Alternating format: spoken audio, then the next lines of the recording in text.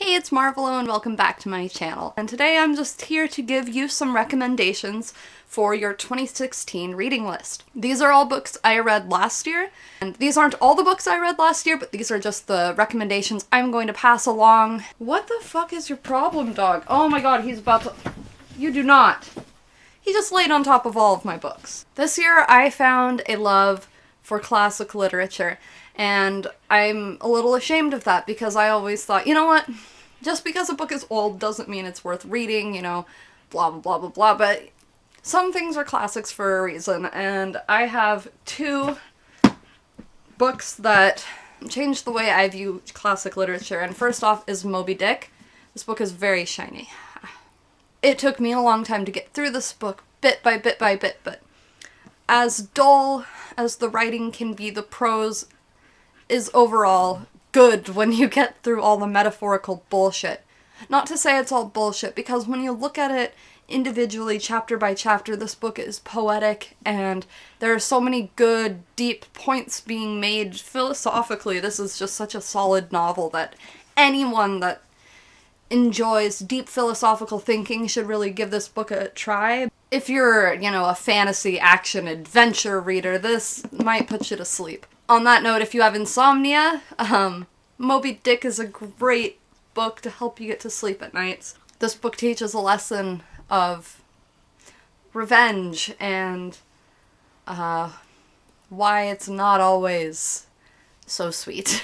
I loved Moby-Dick, but of any piece of classic literature I've read so far, The Picture of Dorian Gray is by far the best. This is one of my favorite books that I have ever read. The message behind this book, I will not spoil it for you, but it is just fantastic. It holds up to modern readers, I think. I think there is maybe one chapter in this book that is a little dull, but other than that, it is exciting. It will keep you hooked. It hooks you in quick. Let me just read you the back, because the back's a pretty good summary of what the book's all about. If it were I who was to always be young, and the picture that was to grow old, for that I would give everything. I recommend this book to absolutely everyone. You need to read this. Now, I don't have a copy of this book, but one more piece of classic literature I would recommend to you if you're into the more romantic side of classic literature, you know, the Jane Austen side. Wuthering Heights by Emily Bront is a fantastic read. I find it to be a little bit comical, although it is intended as a romance. To me, it's just a little bit ludicrous.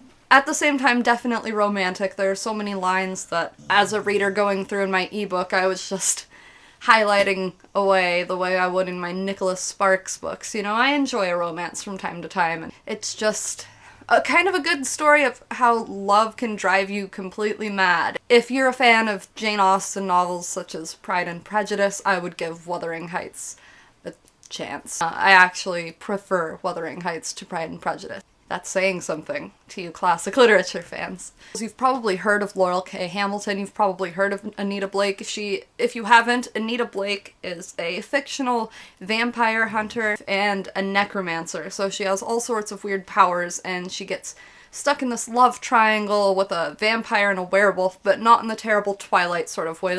These books were written long before Twilight, and it's steamy and it's erotic and it's intense. If you've read The Fault in Our Stars, you'll remember Max Mayhem and how he's always, you know, coming out of these insane situations, getting shot 18 times and surviving. Yeah, Anita Blake is the female vampire hunter version of Max Mayhem. One of my mom's favorite novels of all time is Obsidian Butterfly, which is I think it's the 8th or 9th novel in the series.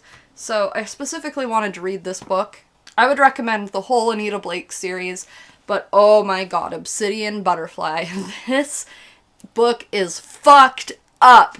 If you like gore, if you like, just intense, murderous rampage, demons, baby eating, whatever. If you like that kind of shit, you need to read this series just so you can read this book, because it is phenomenal. And it just made this really evil part of my soul really, really happy. I'm a twisted fucker, I know. And on the subject of twisted fuckery, we've got Odd Thomas by Dean Koontz. This is the first book I've read by Dean Koontz, and I hope to read some more.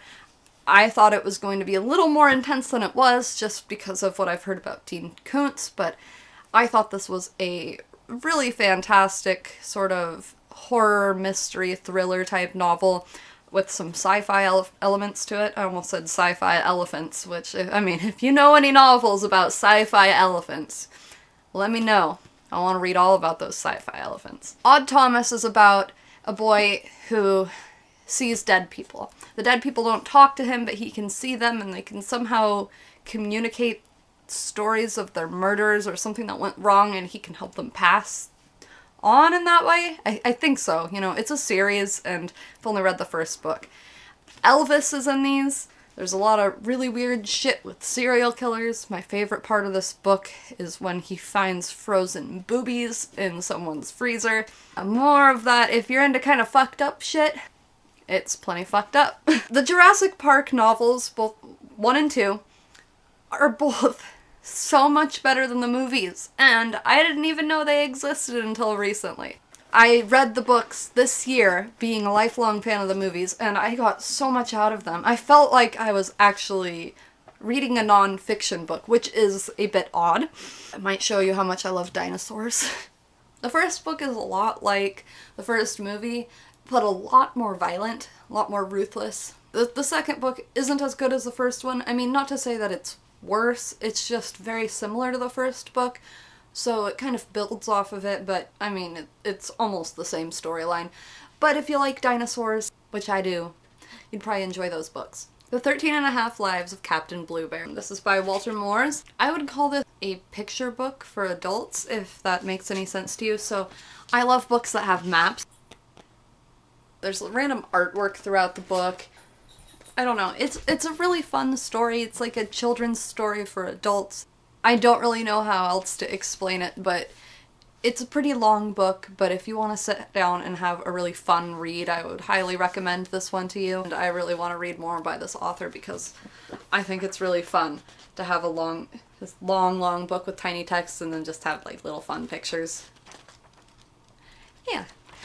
It's just fun to look at. It's The Illustrated Man by Ray Bradbury, and this is my first book that I've read by Ray Bradbury, and I hope to read more by him throughout this next coming year, but I would highly recommend this book to anyone who loves fantasy or any aspect of like horror thriller novels, because it's like a sci-fi fantasy thriller. It's sort of a combination of a bunch of short stories that culminates into this kind of horrifying finale. The entire concept revolves around this man covered in tattoos, and but his tattoos move. His tattoos are like an animated illustration almost, and if you watch them, you can see a different story play out, and each tattoo represents a different short story, and you go through all these short stories, and I won't say any more, but wow. That was one of my favorite reads of this year, probably. Not my absolute favorite, but it was up there. Definitely up there. Now, I know that not everyone is into fan fiction. I've dabbled in writing fan fiction, I've read quite a bit of it, but this year has been a fantastic year for me for fan fiction. First, I'm going to have to tell you a little bit of a trolly one. I kind of regret reading this, but I'll pass it along just because it's a terrible yuck. Look up Sorting Hat fanfiction. I think you'll be able to find it. It's the one that's rated X, and it is disturbing. Trigger warning, guys, if you are triggered by hat sex, hat rape. Don't read this, but yeah, someone has a really fucked up imagination, and that was the most scarring story I read all year. On to better things. Methods of Rationality. Harry Potter and the Methods of Rationality by Eliezer Yudowski, one of the smartest minds. I mean, oh my god, he is a fantastic author, a brilliant man. I've learned so much just from reading his fan fiction. If you have not read Harry Potter and the Methods of Rationality, give it a chance. It will blow your mind. It, goes through Harry's first year at Hogwarts, but if he had been raised by loving parents, if Petunia had married a professor and Harry had learned about science and been sorted into Ravenclaw. That's essentially this story. It has muggle science and rational thinking and logic built into the story. You will learn so much about real-world science just reading it, and philosophy. I mean, it'll make your brain hurt a little bit reading it, but oh, I laughed. I cried. It was one of the most fantastic, best thing yes. Yes, all of my yes to this. I mean, it like changed the way I think. Might not do the same for you, but it's a fantastic piece of writing. Yeah, it goes through Harry's first year at Hogwarts, but it accounts for plot-related points through all 7 books. I don't know how he managed to encompass the whole series in that way, but it's beautiful. Thank you. Thank you, Eliezer Yudowski, for writing this. And on that same thought of rationalist fanfiction, I found this through Methods of Rationality, and it's Celestia, I believe, and this is a fan fiction about My Little Pony, and if the ruler of Equestria in the My Little Pony series, if she was an artificial intelligence and tried to take over the world with friendship and happiness. It's fucked up, but it's really good, and it makes you think, like, what would it really be so bad if we were all just ponies?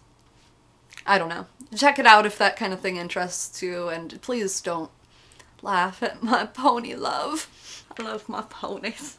Parasite Rex. For me, oh, I love this book, but I am a huge nerd for parasites. I know that's really weird. It's just the specific thing that I've been interested in since probably my freshman or sophomore year in high school. Ever since I learned about parasites, I've watched documentaries, read books about them. I had always wanted to read this book, and I finally got my hands on a copy of it this year, and it did not disappoint. If you're not into sort of medical research, science, nonfiction novels, you might not like this book because they do use a lot of scientific lingo. I think that it explains everything enough as it goes, so that you don't have to have like a really extensive background in microbiology to appreciate it. But if you do not enjoy science and you do not easily grasp scientific concepts, I think this might not be the book for you, but it's by no means like a difficult read. The Emperor of All Maladies by Siddhartha Mohere is one of the best books I've ever read. It is a book that kind of details the history of cancer. Most of us know about cancer. Almost everyone has had someone in their life that has been affected by cancer, and I just think that this is such a powerful novel with how relevant cancer is to really everyone's life right now, and what a common fear it is. Especially as someone with a chronic illness, I know that my risk for cancer is raised, and just knowing more about where research is at, what is used to treat cancer, the patient's perspective, the doctor's perspective, there is so much to be gained by reading this novel. And my grandfather, who is an avid reader and one of the smartest people I know, said this is one of the best books he has read in years. It gives you a lot of scientific detail, but he presents it in a way that I think almost anyone can understand it, and I cannot recommend this book any more highly. It has a special place in my heart. I just want to suck